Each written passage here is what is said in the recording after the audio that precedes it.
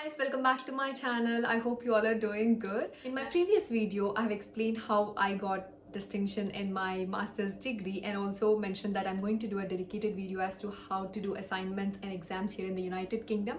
And here I am back with the video, and if you haven't watched the distinction video, I'm just going to tag over here. Please go and check that out.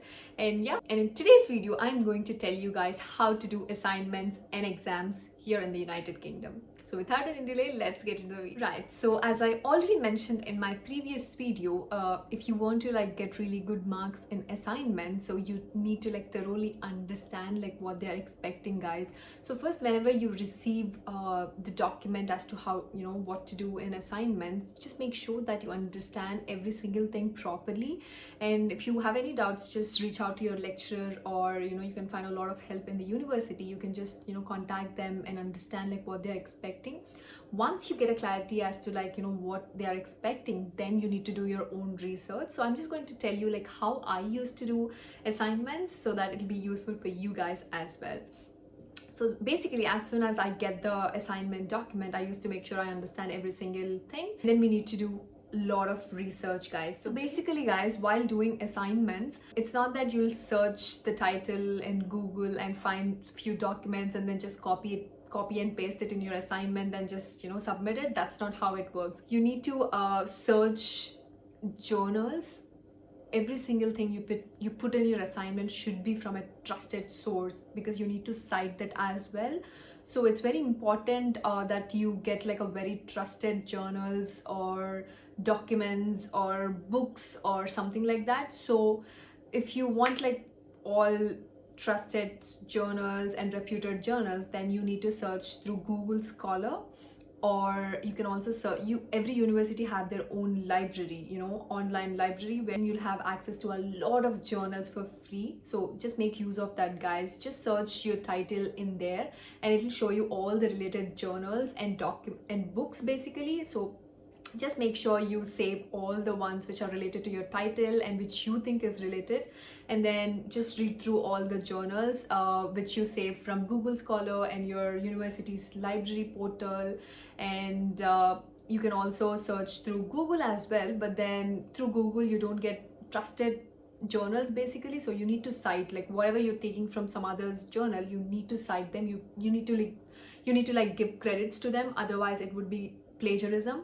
So that's really illegal here, guys, and you will be penalized for that. So do not do that. If you have taken anything from different journal or different book, then make sure you cite that properly. And you also should not copy and paste it. You need to paraphrase it. You need to write it in your own words basically. That's how you need to do. So there's a lot of work involved. So I'm just going to explain you in a step-by-step way so that you'll understand.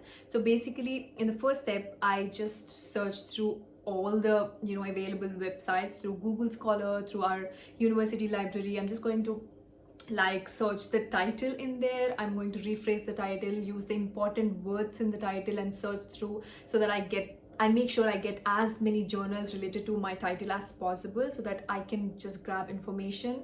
So I just search through it. I save all the links which are related to my own title, or the subject.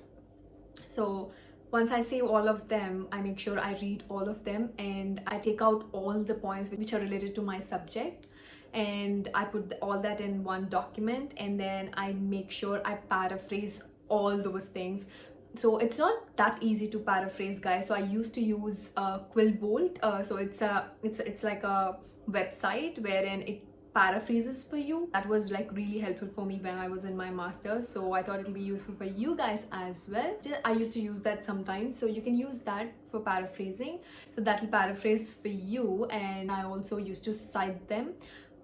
I used to cite them then and there. You know what some people do?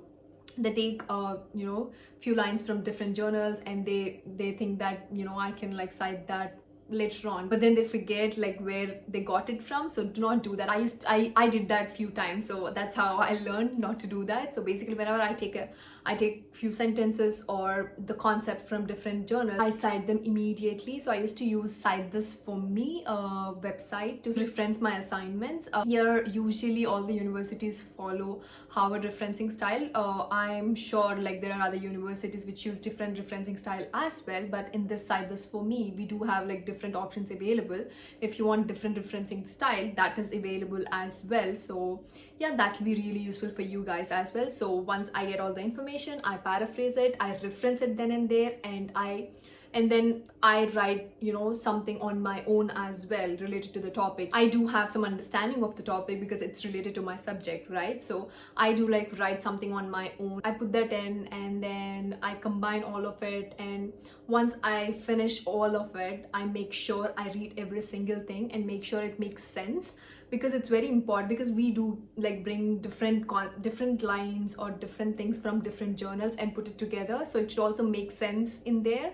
So I make sure that I read all of the document again and again to make sure I'm not like, you know, losing the path or something like that. So once I feel like, you know, I have done everything right and everything looks great, I also grammar check it. And also word count is really important, guys. Just remember, you know, if you like go over the word count, they will like reduce your marks, or if it's like really below as well, you're going to lose marks. So it's only going to be like plus 10 or minus 10%. Like you can go 10% above, 10% below, not more than that. So make sure you're keeping, you know, an eye on the word count as well. You cannot just put in like whatever you feel relevant. So you need to be really careful as to what you can only keep what's important. So make sure you do that. So I check my word count. I usually check my word count like every single time, just to make sure I'm not going overboard. So I'll check my word count again, and then I also make sure my grammar is right. That is also very important, guys. Even though we speak really good English, there are few grammatical mistakes we all usually do. We cannot like read every single line and identify those mistakes by ourselves. I use a website called Grammarly, so that's really helpful as well. You can just put entire content in there and it automatically corrects the grammatical mistakes for you, so that your document is really, you know, good and grammatical errors free. So that's one more thing I have used. So once everything is looking good, I just format it. Formatting is also really important.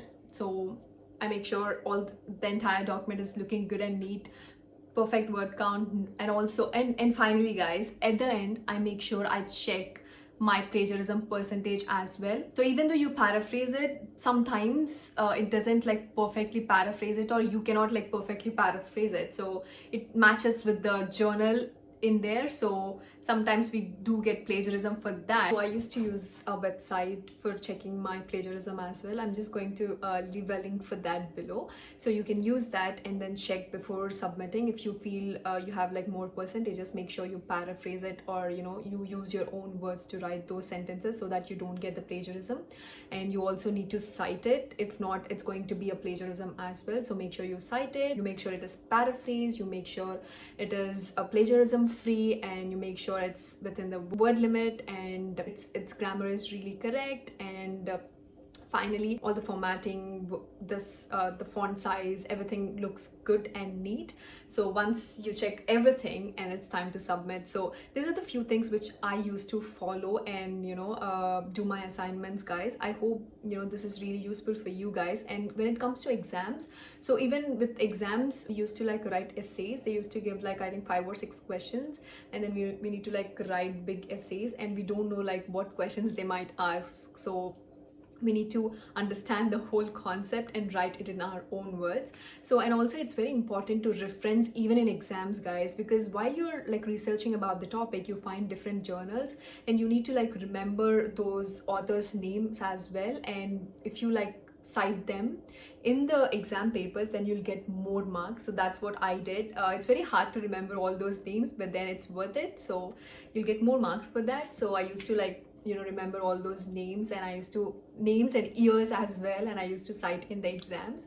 So yeah, with exams, I cannot give more tips because it's all about how you research about the topic and how you write the essays on your own. They don't give you set questions. They might give you few questions which you might expect, so you can like prepare for all of those, and then you can answer them. So but then referencing, if you reference in exams, then it'll give you more marks. So that's one tip I can give you related to exams. But assignments, yeah, I have followed all these things. These are all the important websites which I use to, while writing assignments. And yeah, this is what I did, guys.